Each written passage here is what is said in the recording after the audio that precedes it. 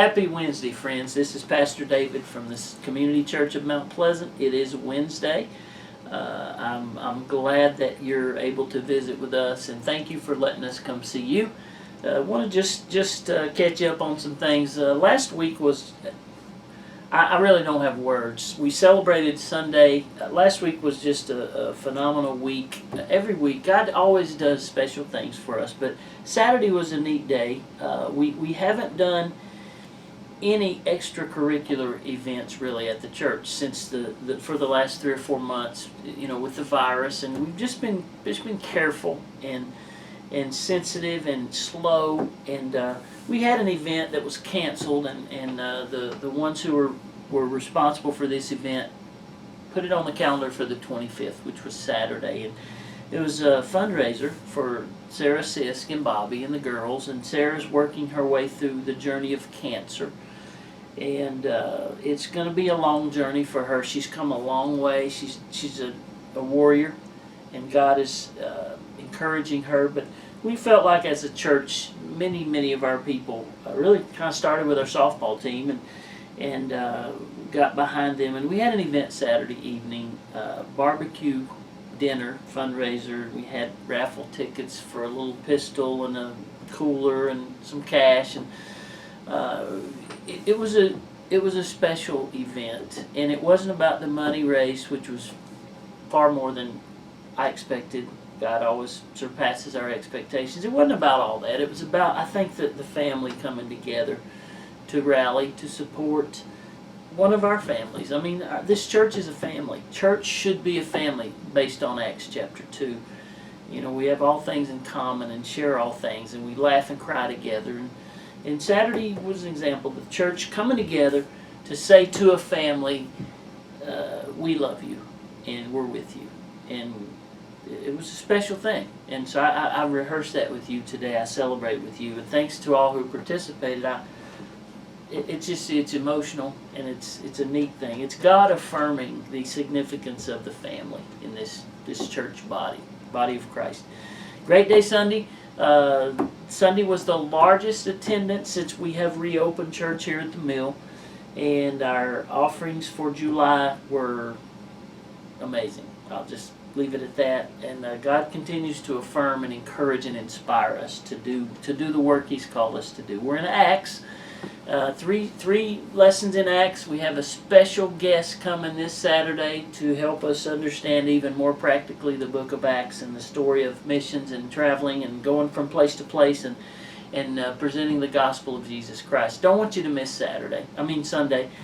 Don't miss Sunday. It's going to be a great time.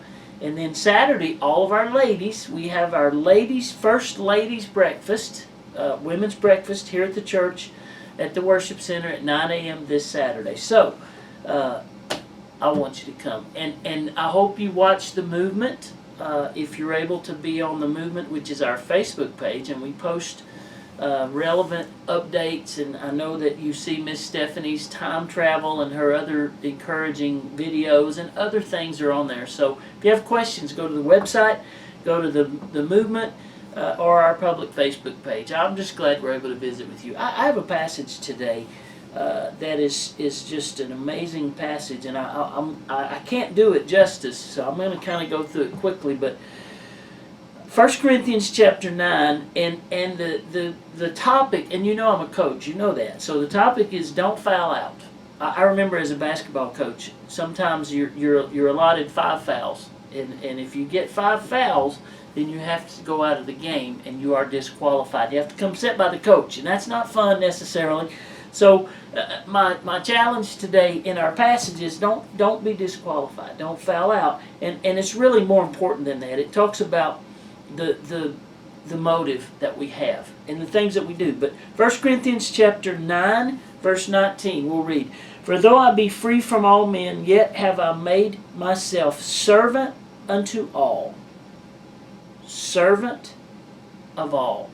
Literally, slave to all. Now, I look at our world, I watch the news, I listen to things, I watch YouTubes, and you know what I see? I see a lot of selfishness. I see a lot of selfish people.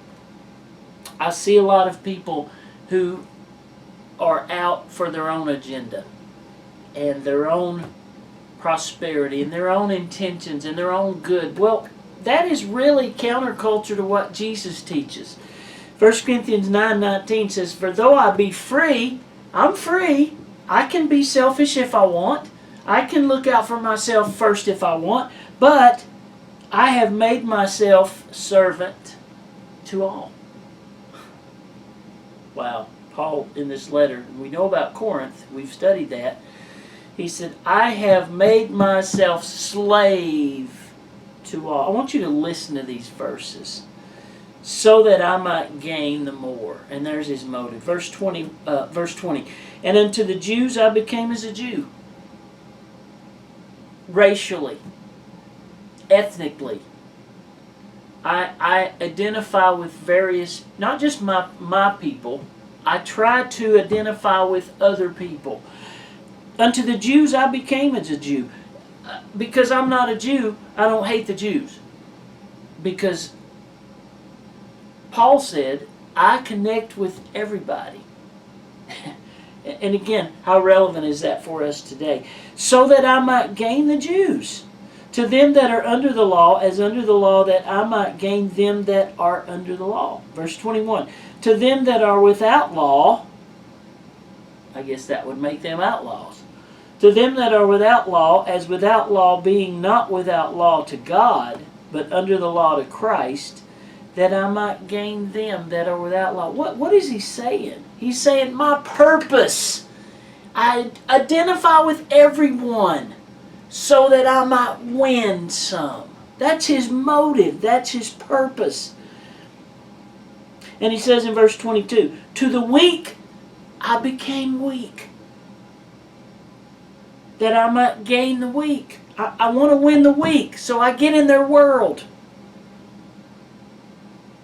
I made all things to all men, so that I might by all means save some.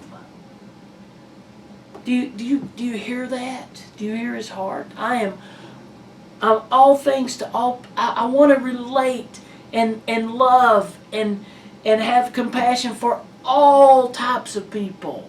Rich, poor, north, south, black, white. That's his motive. I want to identify with everybody so that I may win some. And this I do for the gospel's sake. You see the motivation of... There's no selfishness here.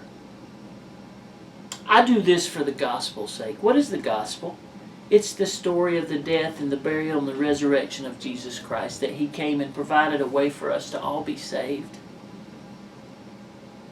That I might be partaker thereof with you. Verse 24, know ye not that they which run in a race, now he changes direction a little bit. He talks about a race. Everybody that runs in the race runs all. But only one is the winner. So we're in a race. And a bunch, Boston Marathon, we're in a race. 20, 50, thousands of people are running a race. Only one's going to win. Only one's going to win the prize. So run so you may win. You know what he's saying? Run with purpose. Live with purpose. Live your life to win. Don't just randomly go through life. Run to win. Every man that striveth for the mastery is temperate in all things. Now they do it to obtain a corruptible crown, a prize, a belt, a crown, a ribbon. They do it to obtain something that's going to rust and go away. But we, an incorruptible. I therefore so run, Paul. I run not as uncertainly. I fight. Not as one that we're not wasting our time. We're running and we're fighting. It's a battle. I was talking to someone recently about the virus and tests and fears and so-and-so sick and quarantine. And it is exhausting. It's exhausting. It's a fight. It's a battle. Paul said, run to win. Don't just run randomly. And here's the last verse.